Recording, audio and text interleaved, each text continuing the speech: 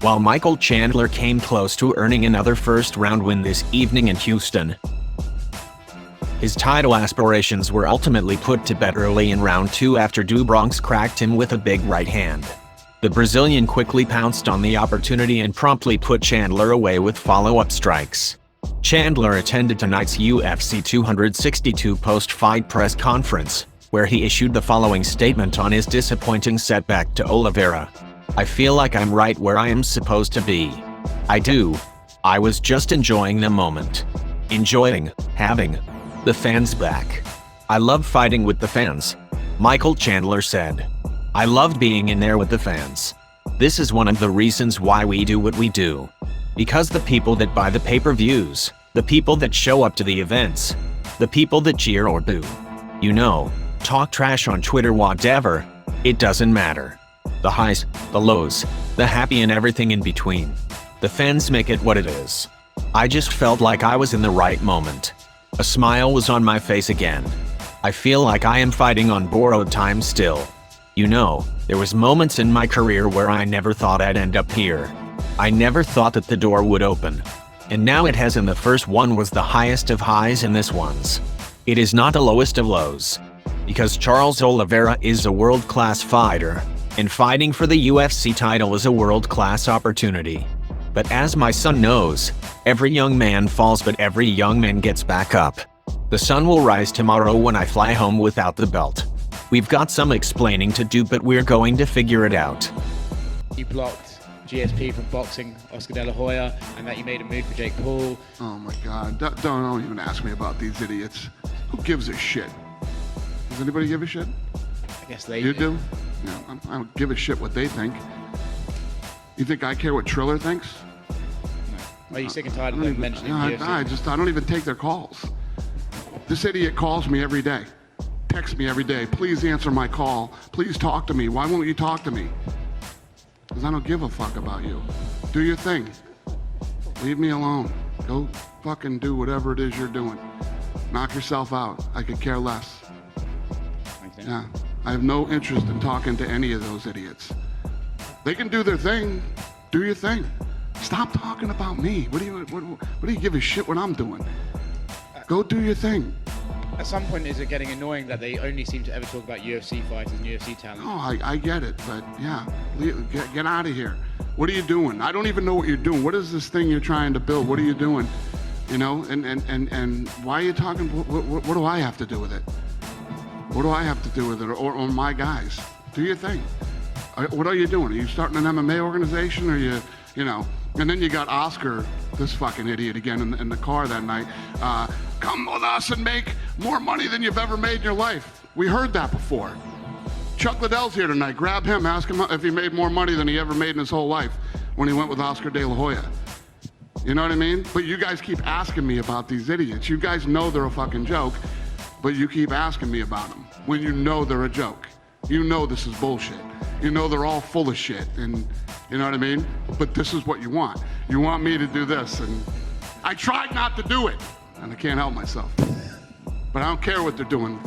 Fucking go away. Go do whatever you're doing. Stop texting me, stop calling me, and stop fucking asking the media to ask me things, okay?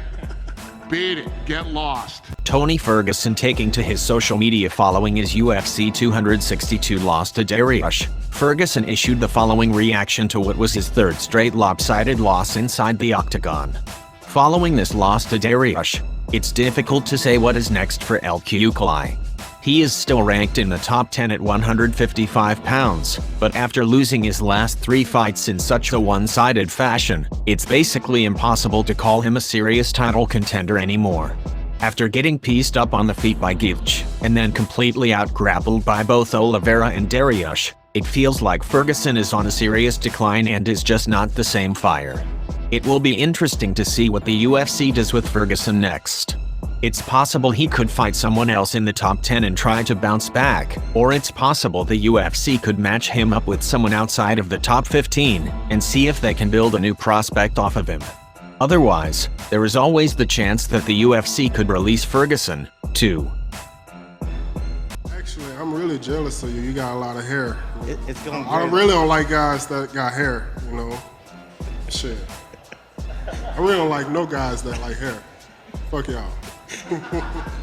Is that why you don't like Francis Ngannou? That's one of the reasons, and also he makes me look fat when I stand next to him. So fuck him. Fuck Francis. He needs some Popeyes. Is there a legitimate beef there with you and Francis? It sounds like you're not a big fan of him. I really don't like none of the guys that I fight, none of the guys in my division, just because the type of mindset I go into each and every fight. So it's like, I don't want to be friends with none of them. So, with it, fuck them. UFC middleweight Chris Weidman provided a health update on his broken leg, saying pain is getting way more tolerable while standing. Weidman has been regularly updating his fans on social media about the status of his leg, and on Sunday he posted a positive health update, where he also shared a picture of his good leg and his bad leg. Pain is getting way more tolerable while standing, thank God. The blood flows into my leg is still insane when I have to get up, as you can see the difference in colors. The doctor said because blood vessels and veins are damaged from the trauma, the blood has a hard time traveling back up the body, fighting gravity. Again, thank you for all the love and support. Blown away. Please don't make this post about my toenails. I have been neglecting my feet the last 12 years of walking around mats all day barefoot. I just got a script of drops to put on nails. Hopefully, that helps. At the end, when we saw the look in Tony Ferguson's eyes, he just looked lost. And I feel that was the look of a man that is starting to realize now his championship aspirations are gone, right? Because when he lost to Gaethje, okay, it's a good, Justin Gaethje, no shame. Lost to Oliveira, you put that down to, okay, I went on a skid, I've had a bad run, maybe there was problems in preparation. 3 in a row and 3 convincing losses. I think you could see the realization on Tony Ferguson's face. You could see it in his eyes that he was saying to himself, wow, the dream is over. I'm never going to become the champion. And it's a sad day. It's a sad day for Tony, sad day for the UFC and a lot of UFC fans, because Tony, when he walked out last night, the arena went crazy. The man has paid his dues inside the octagon, but unfortunately, I think title aspirations, Tony, that's a thing of the past. 12 wins on the spin to now be 3 on the skid. It is quite heartbreaking to watch, isn't it, Nick? Tony Ferguson's probably the reason why quite a lot of people watching the show became MMA fans. They've gone to watch violence. He's provided violence over a period of time. How much do you think the Justin Gaethje defeat last year has taken out of Tony, because he looks a shadow of his former self? Yeah, I think there's that, of course. I think obviously Justin Gaethje showed us how he can beat Tony Ferguson on the front foot by putting that constant pressure on him. The thing that everyone was terrified that Tony Ferguson brought to the table, you just turn the tables and do that on him. And then obviously Charles Oliveira showed us that you can certainly outwork him on the ground as well. But you mentioned then he had 12 consecutive wins. Now he's had 3 consecutive losses. But the worst part about those 3 consecutive losses is every single round. He's lost 11 consecutive rounds. He lost all 5 rounds against Gaethje, all rounds against Oliveira. He's lost every round against Beneil Dariush as well. But let's flip it round. Let's have a look at Beneil Dariush and what that does for him now. A top 5 ranking. As you can see there, the statistics speak for themselves. Completely outstruck Tony, both with strikes landed as well, significant strikes, normal strikes, takedowns, complete dominating as well. And on the ground, he just had his way with him. And Tony Ferguson, for me, was in defensive mode for the full 15 minutes. There was no point in that fight where Beneil Dariush left the door open and allowed Tony to get his game going. Let's put some respect on his name. He's the guy that's jumped up, took on someone in the top 5. Now he deserves a big name opponent as well. He deserves to keep moving forward next.